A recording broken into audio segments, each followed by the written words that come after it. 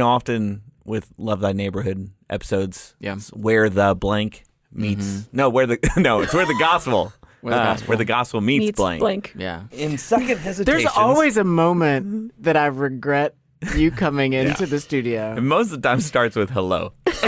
You had me at hello. You made me question everything at hello. What are we meeting today? Ourselves. Where the gospel meets ourselves. Maybe just play the music. Okay.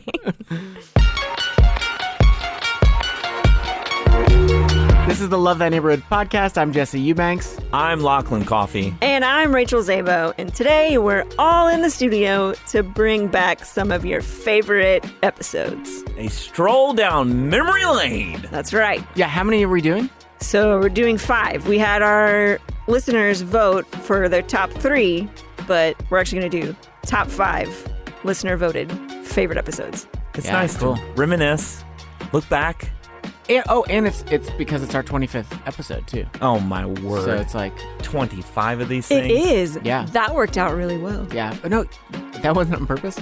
No, I didn't even realize that. That's great. But yeah, you're right. This is quarter of a century episode. It's the quarter life episode. All right. You ready to go? Welcome to our corner of the urban universe.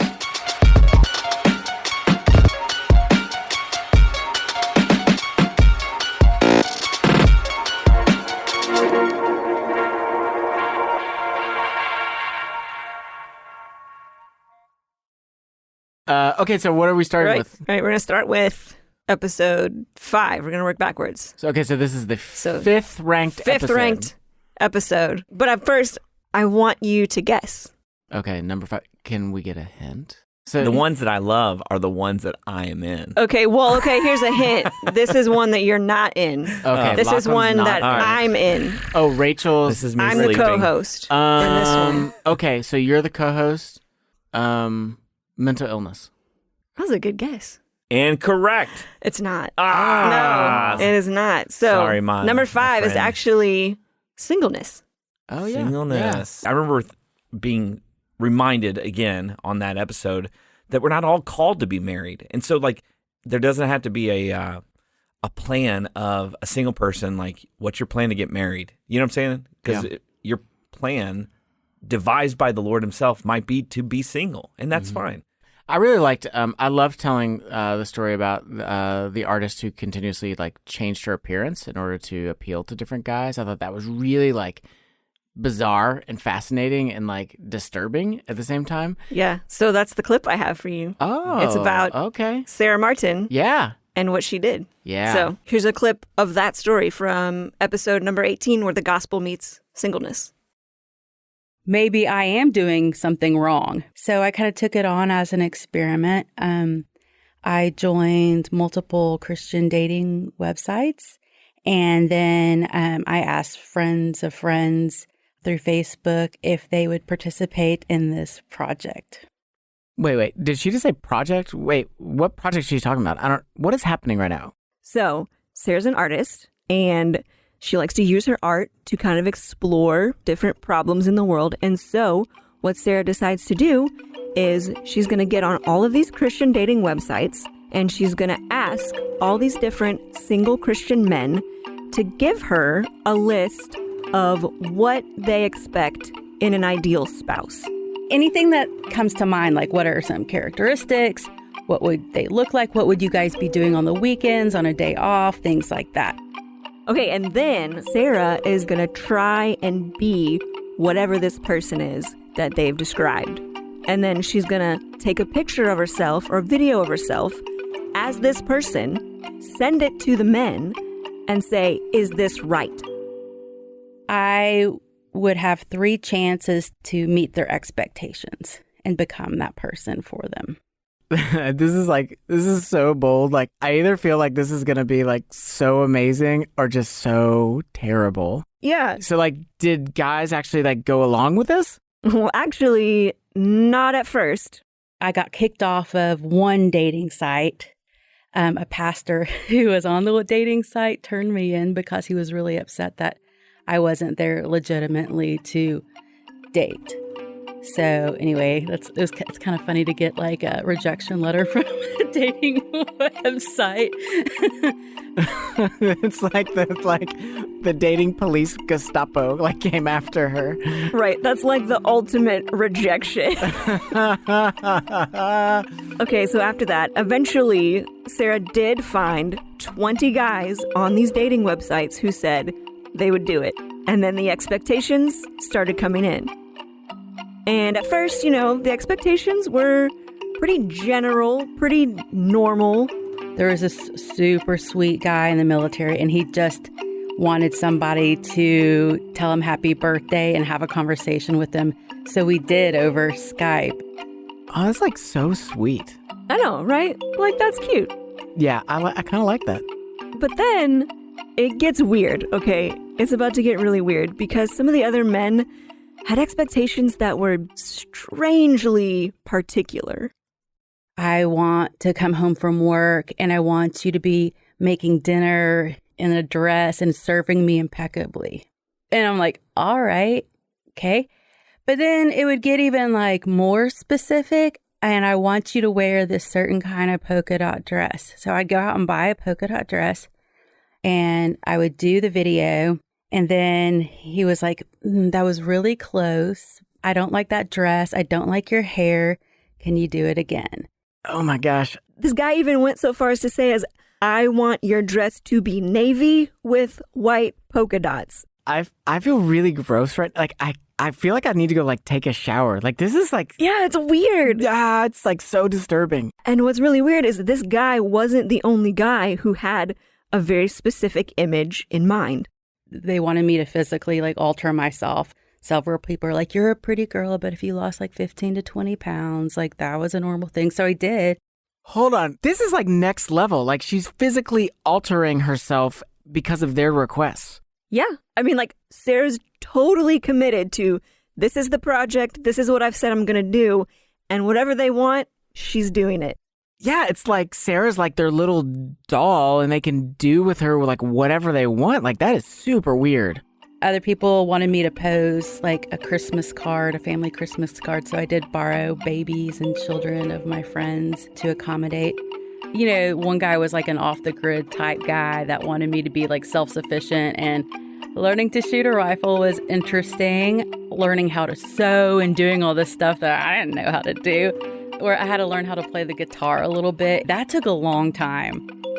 So actually, it took Sarah 2 years to complete all of the requests from these 20 men. And some of them were so demanding that actually she didn't meet the expectation in the 3 tries that she gave them. I had one guy get really angry with me because I didn't meet his expectations after the 3rd time. Like he sent me an email that said, do you need me to do this video for you and give you notes so you know how to do it right? And I was like, wow. I apologize for the male species. Oh my gosh. It's still so hard to listen to. It's so hard. So I sent Sarah an email, do you have an update No way. for our listeners? How's life going or whatever? And she said she's still happily single. And she said that, this journey she's gone through, she was like, that's actually been a real gift for her. And she's really thankful for it. That's cool. That's great. Yeah. I'm just kind of spitballing here, but what do you think about a Love Thy Neighborhood dating website? It's actually called Don't Love you That guys have Neighbor. like a 10% marriage rate or something coming out of the program? We used to. Marriage is in the minority. Yeah. Considerably. Mm-hmm. It used to be when we started this, marriage was in the majority within a few years. Now it's sizably in the minority. That's fascinating. Change of culture, man. Yeah. Mm-hmm. Yep. Yeah. All right. You ready for another clip? Yeah. Yes. So this is All right. the 4th This is highest number ranked 4. episode? Okay. Yeah. About Lachlan, lamps. you're in this one. Yes. Okay. Oh, that's our hint? Hint. Yeah. Lachlan's Lachlan's in in this this one. I'm trying to think. Neighbors. What you've been in. Oh, yeah. Where the gospel meets Good neighbors. guess. That's not it. Okay, hold on. Community. No. Oh, the wealth episode. No. Yeah. Oh. Yeah. The wealth episode. Yeah. That's what I was gonna say. Yeah. Yeah. I love this episode. Yeah. I really do. I think that Because we don't talk about it. Like, What do we you mean? talk about poor. Yeah. But we like don't about talk poverty. about- Yeah. Well, because yes, often we talk about poverty and we only revere wealth, but we actually don't explore it Christianly. Yeah. You know? And so and there's so many good stories in this episode. Yeah, actually, this is part of the story from the guy you talked to whose name was Stephen. So here's a clip from episode number 17, where the gospel meets wealth. Roll that beautiful footage. So when Stephen was a teenager, my favorite movie of all time came out. Do you know what my favorite movie of all time is? Is it Simon Birch? I love that movie. I'm obsessed with Simon Birch. You know that line where he's like, I'm sorry. No, and please stop guessing. The greatest movie of all time is where Michael J. Fox goes back in time to save his family. Back to the future. There's two things that matter in that movie to me. I mean, what matters to you is probably the DeLorean and going back in time.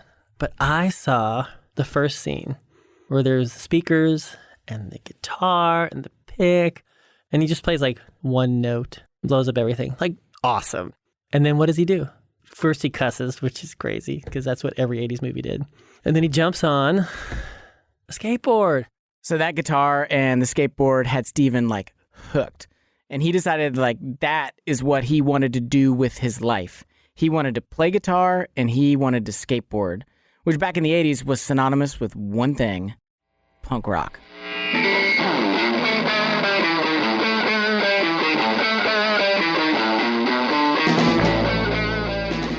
I spent a lot of time with kind of punk rock kids, and they didn't have much money, and they lived in the basement of their house. And I think everyone, I mean, I can't remember a household that wasn't broken. Like, I think through, like, was anyone married in any of these kids' homes? That's how it felt. Not surprisingly, the punk rock environment was really different from the environment that Steven grew up in. But back then, it was like, that was a scene for the marginalized, right?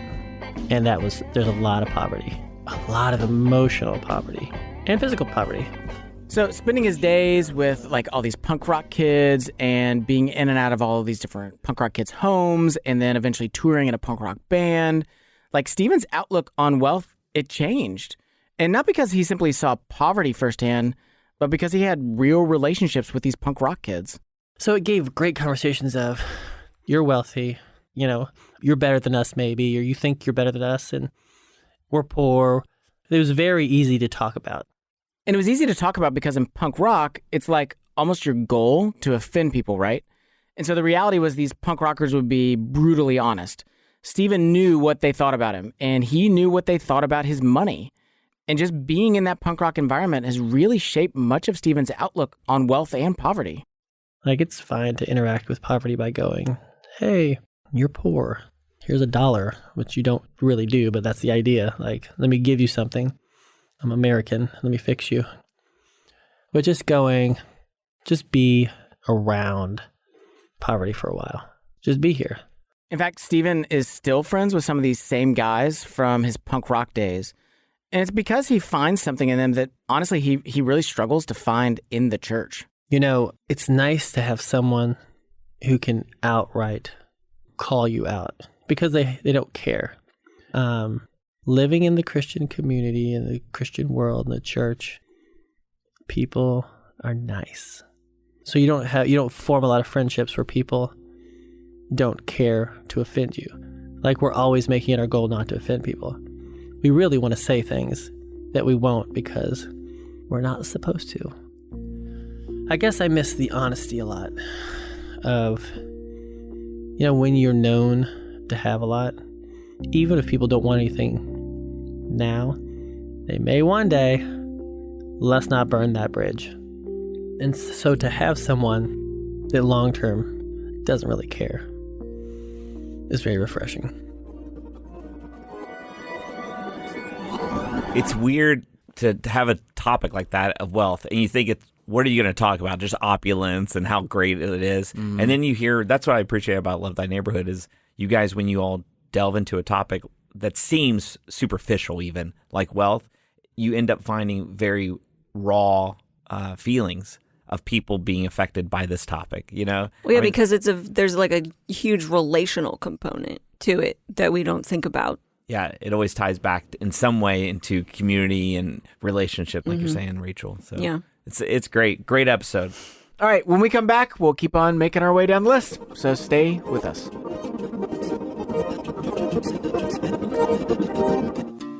Hey guys, it's Rachel. Recently, we asked some of our alumni, how has serving with Love Thy Neighborhood made an impact on your life now? And I'd like to share one of those with you. So this is from Asha Juno. She's a production coordinator in Orlando, Florida. And here's what she had to say about her time with Love Thy Neighborhood. Honestly, I don't know that anything has had a greater impact on my life than Love Thy Neighborhood. I think so much about the way I live my life is a reflection of what I learned during my time in Louisville. If you want to find your social justice internship supported by Christian community, head over to lovethyneighborhood.org and apply today.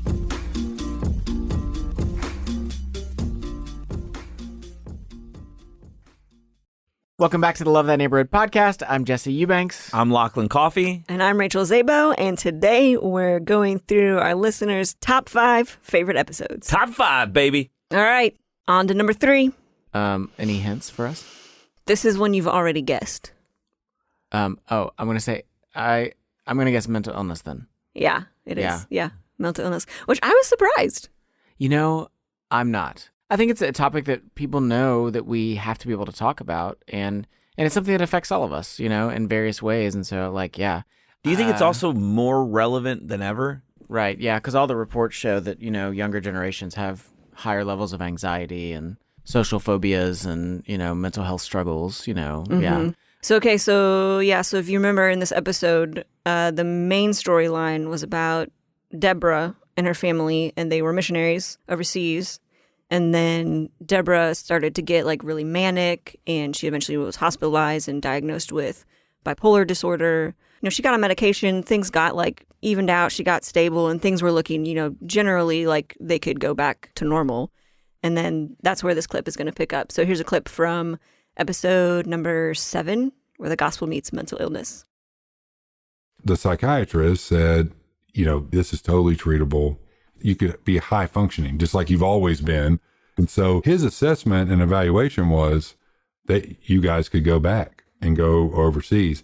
So Deborah and her family wait for the organization to give them the go-ahead.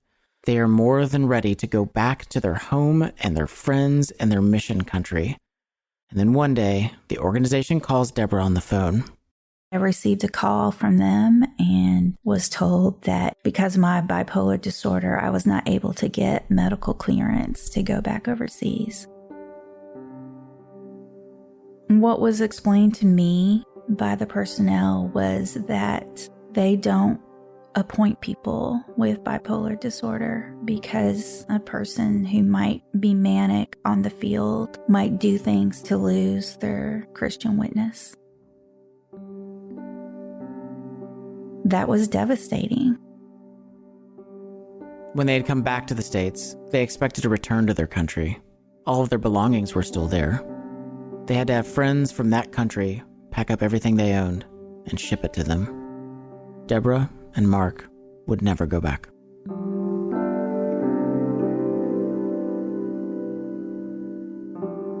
I became very numb, lack of motivation. To wash my dishes was overwhelming. I would just cry over the fact that I felt so overwhelmed just to wash my dishes or just to have to go out of my house and meet someone.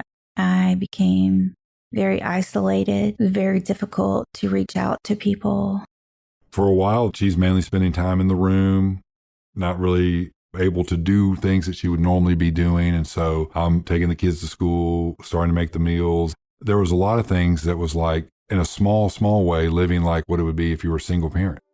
One day, it was just really, really bad. And I set the girls down and they had asked to go to the pool and I was going to take them to the pool. But it was so overwhelming for me that I couldn't. And I was very upset about that. And I was crying and shared with them some of what was happening to me, about the fact that I had depression.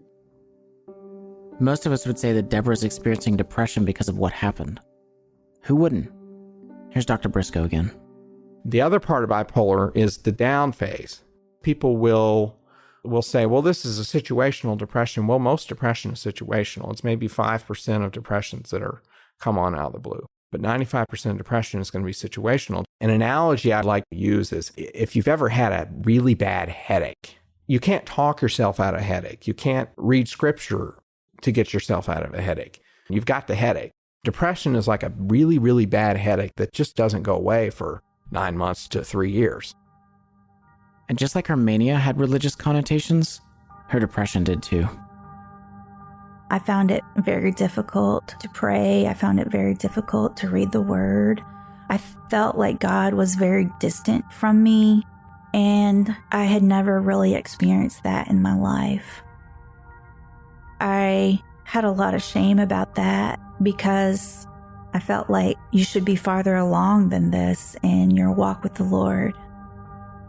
I was really trusting God and crying out to God for relief, and there was no relief. Yeah, that's really hard. And it's hard for us when we believe that God is real and that he could do anything. And we believe that with Christ, all things are possible. And there's like these moments where we really turn to scripture, and we don't turn to scripture just for encouragement. We end up turning to scripture because we want to find the answer to our pain and we want to be healed. If I had, a broken leg, you can read scripture to me all day if you want. In fact, doing that might actually cause me harm. If you read scripture to me and walked away, and that could cause me harm. It could actually cause harm to my faith. But what it boils down to is not understanding. It's because mental health and mental illness is just so hard to understand.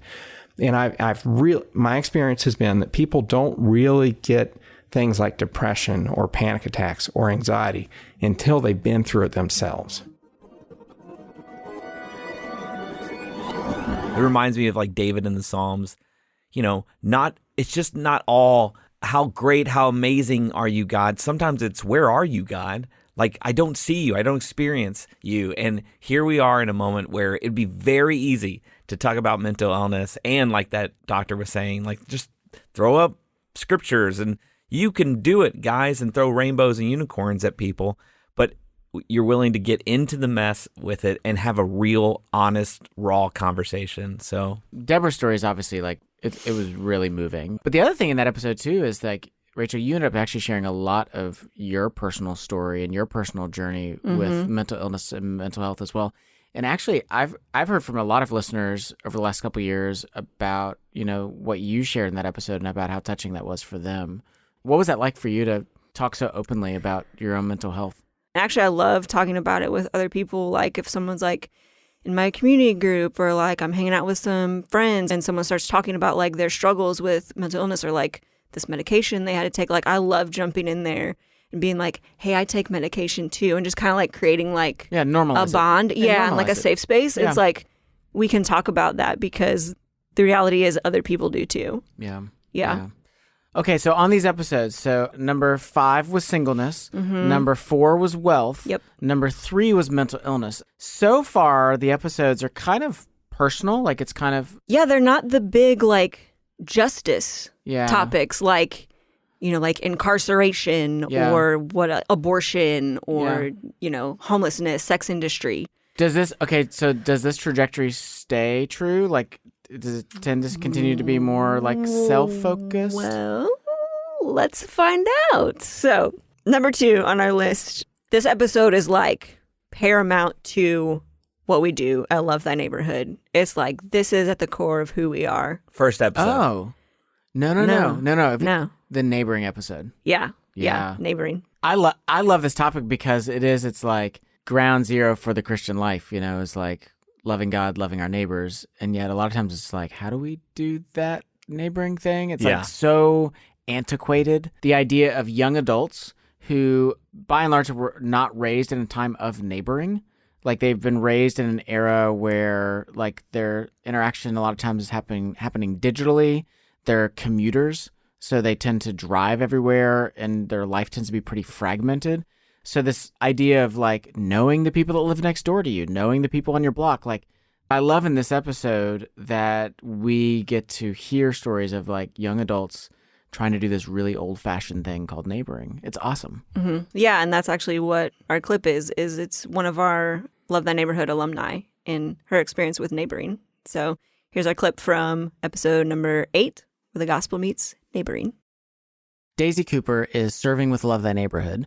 She's at the park, and she sees a pregnant lady with a 2-year-old son running circles around her. This woman looks exhausted, and Daisy decides to roll the dice and ask this woman if she can help her with her son. And what does this woman say? Yeah, sure, go ahead. And I was shocked. So Daisy throws a ball around with the little boy, and she learns that the woman's name is Jamesia. My first impression of Daisy, I just actually thought like she was just somebody in the neighborhood. She was like, do you mind if I play with your son? And I'm like, oh, yes, take him off my hands. Like, I got this huge belly. I would love to sit down for a second. Daisy's teammates eventually come over, and they also start playing with the little boy. So as her teammates are playing with the little boy, Daisy walks over and sits down with Jamesia. And she learns that Jamesia is a single mom. She's in her 3rd trimester of pregnancy, and she moved here a year ago with her son, Kobe. I was miserable, stressed out, thought I would never get anywhere and stuff. At the time, I was pregnant and had Kobe, so I couldn't work. I was really struggling. So it was very stressful and miserable for me.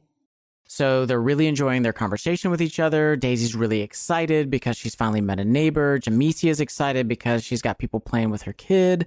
And so they exchange phone numbers. And then suddenly a rain shower happens. It started raining, so we just literally ran home. And she's struggling, 7 months pregnant, she can't run.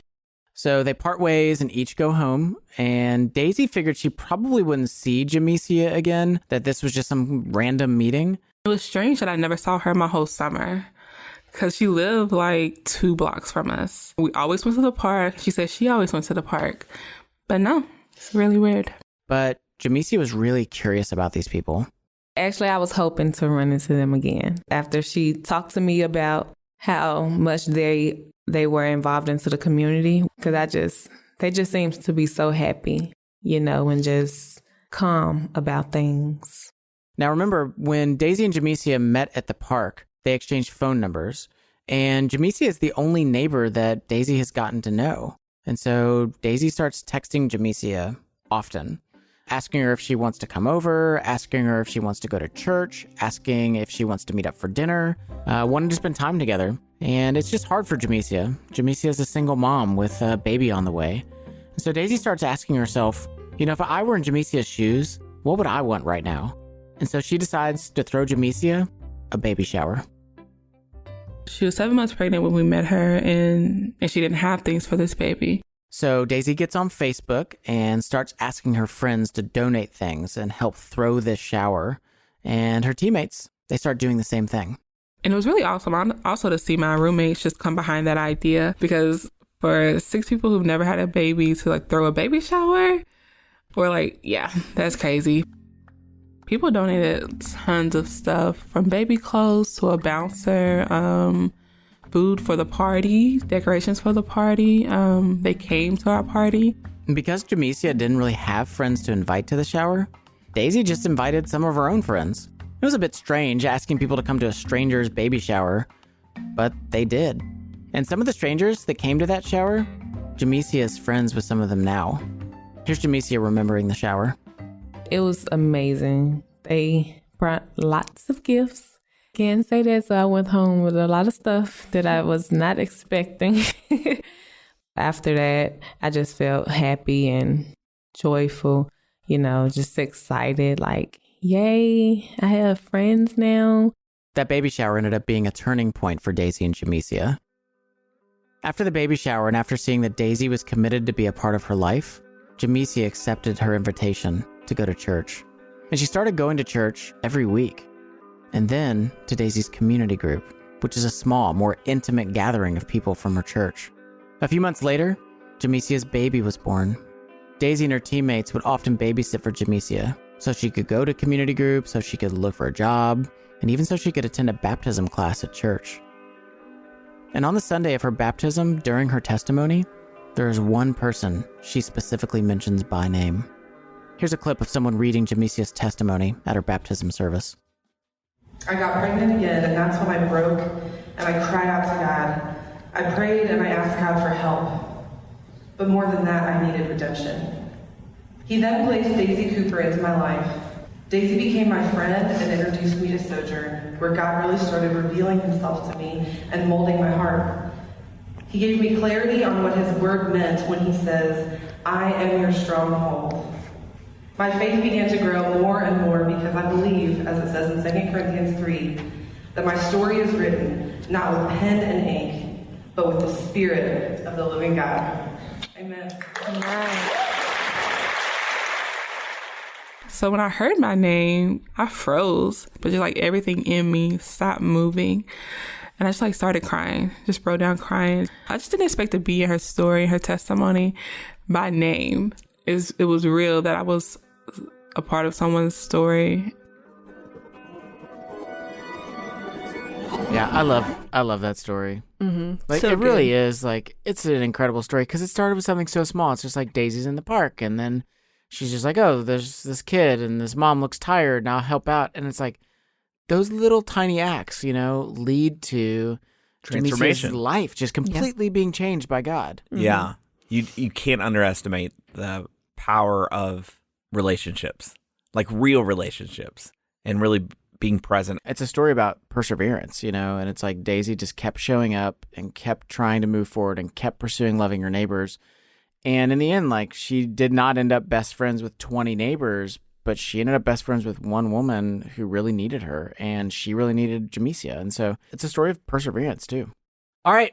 So when we come back, we're going to do the top favorite episode as voted on by listeners. Number 1. Cliffhanger. Yep. So stay with us.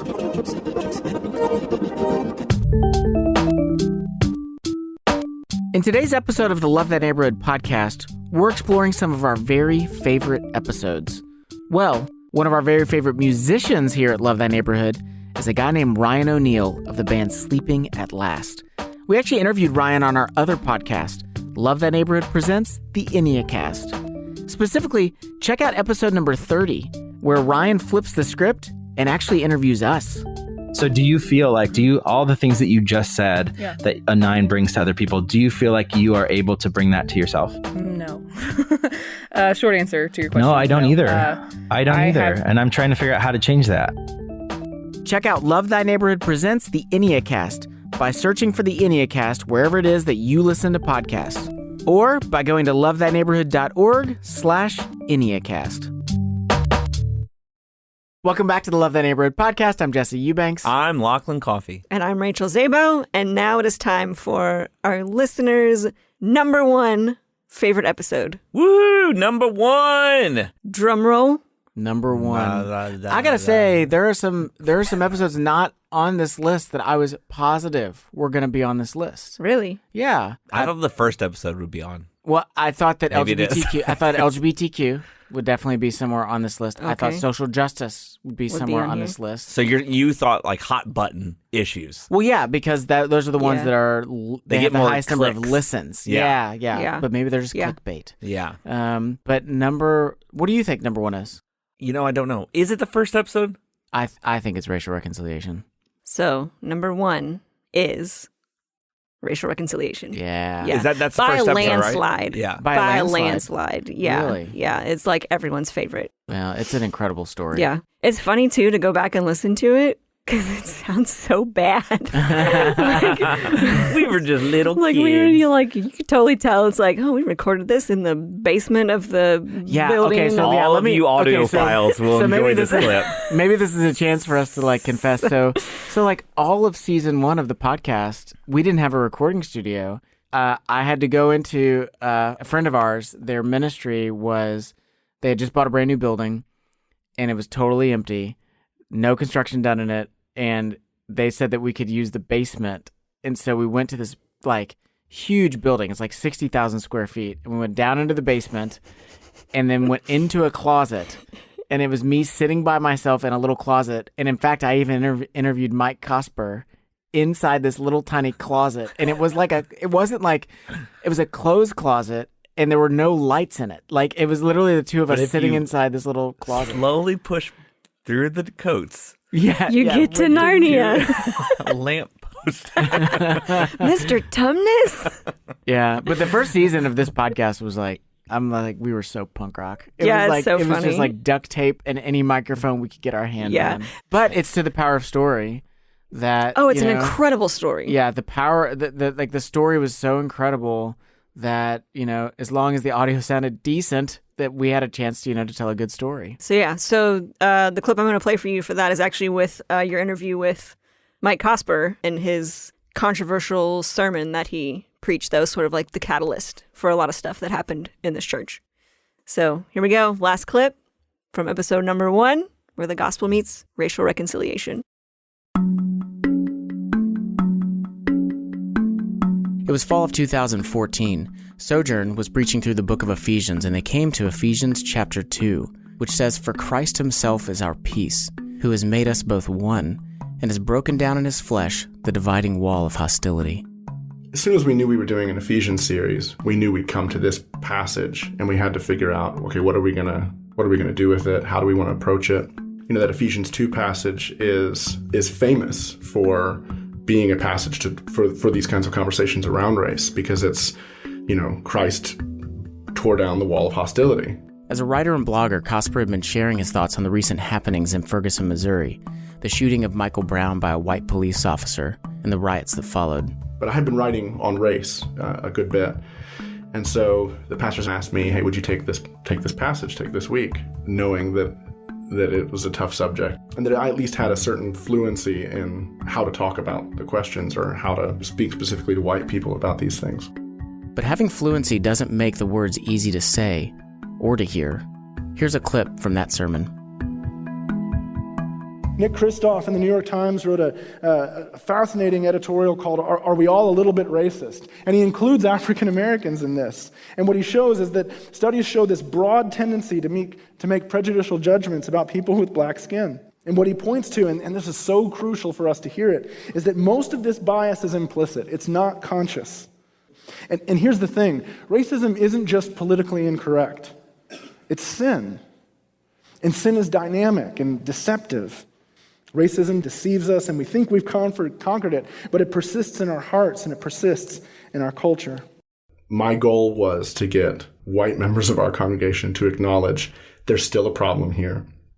It didn't end with the end of slavery. It didn't end with the civil rights movement. Yeah, but hold on. But there is equal opportunity for blacks here in America. There is not equal opportunity for blacks in America. Hold on. In fact, because of affirmative action and things like that, it now establishes legally that people of color cannot be discriminated against, that being black can actually work to your advantage in some cases. Yeah, so that's to the advantage of a few. It's not a systemic advantage at all. For example, the 9th Street divide in Louisville. So one way you go downtown, everything is all hunky-dory, nice buildings, nice restaurants, everything is clean, kept neat. Boom, you cross 9th Street, 10th on down, Family Dollars on every other corner, liquor stores on every other corner, and that is simply the 9th Street divide. You tell me, what's the predominant race that lives beyond 9th Street? Yeah, it's mostly African American. Yeah, and this is just in the city of Louisville. Here's Cosper again. We quote pastors and theologians and treat them like they're heroes, and people in our pews and people in our neighborhoods think to themselves, that guy might have owned one of my ancestors. That's privilege. It's never having to hear quotes from people who subjugated your relatives. And the refusal to acknowledge its existence, is itself a way of wounding a whole community.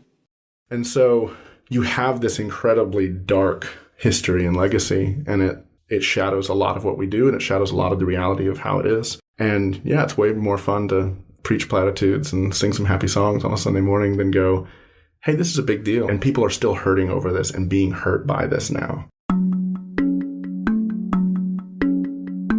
It was a bold step toward racial reconciliation, and Sojourn has 4 services on Sunday. So Cosper, he had to say this message 4 times. But what Cosper and the other pastors didn't realize was the aftermath and trajectory their church would now take because of this Sunday. One of the things that happened afterwards was there was a significant amount of pushback. I got a lot of pushback for my comments. He got face-to-face comments and many emails. The first comment he received was, by 11 a.m. that day. So somebody went to the first service that day, went home, and sent me a dozen links.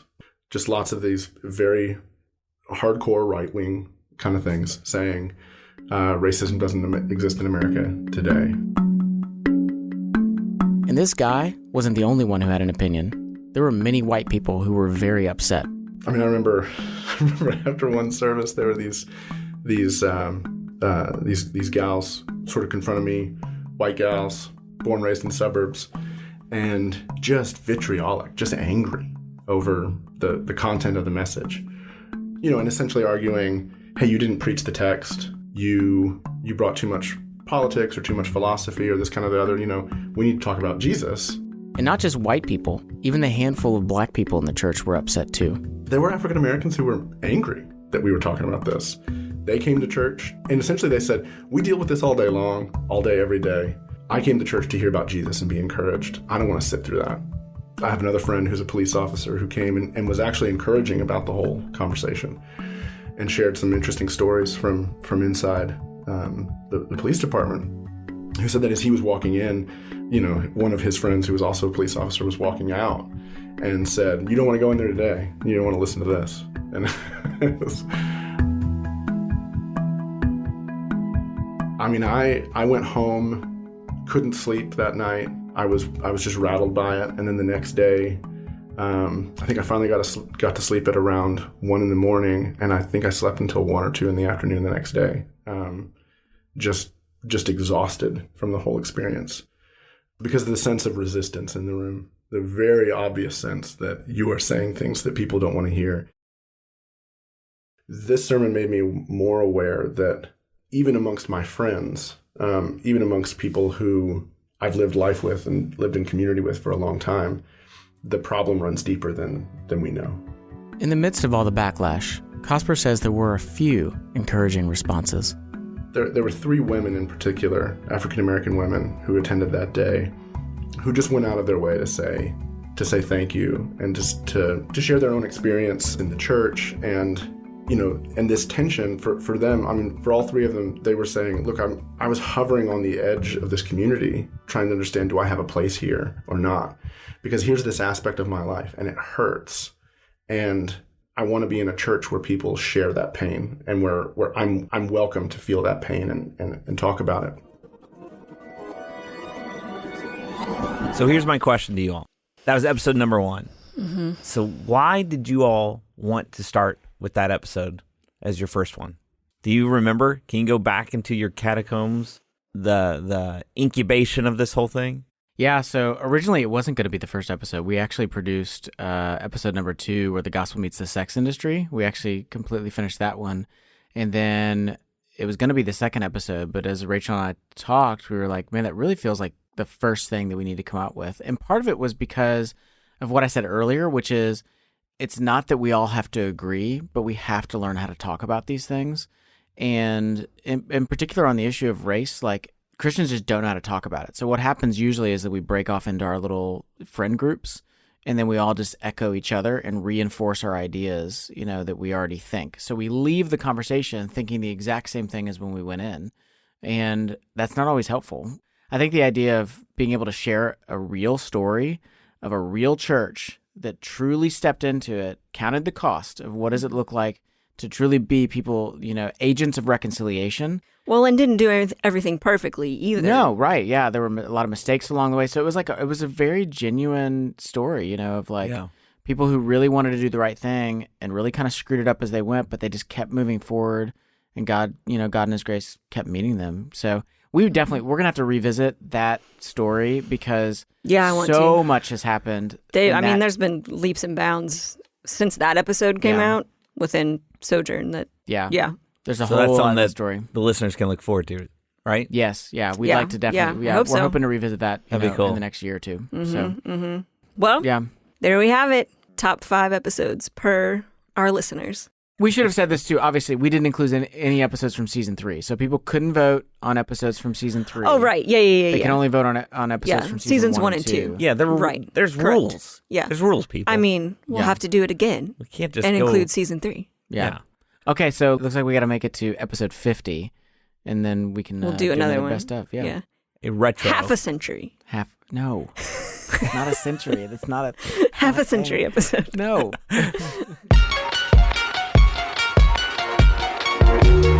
Hey, special thanks to our listeners who voted on their favorite episodes. We appreciate you guys listening and for supporting this podcast. We would not be doing this without you guys, so thank you. Our senior producer and host is Jesse Eubanks. Co-host was Lachlan Coffey. And editor, technical director, and producer, and breeder of guinea pigs, Rachel Zabo. Say it. You gotta finish the sentence. We can't use it. Okay. Rachel Zabo. I didn't get that one either. Thanks, Lachlan. Theme music and commercial music by Murphy DX. Apply for your social justice internship supported by Christian Community by visiting lovethyneighborhood.org. Serve for a summer or a year, growing your faith and life skills. Which of these was a neighbor to the man in need? The one who showed mercy. Jesus tells us, go and do likewise.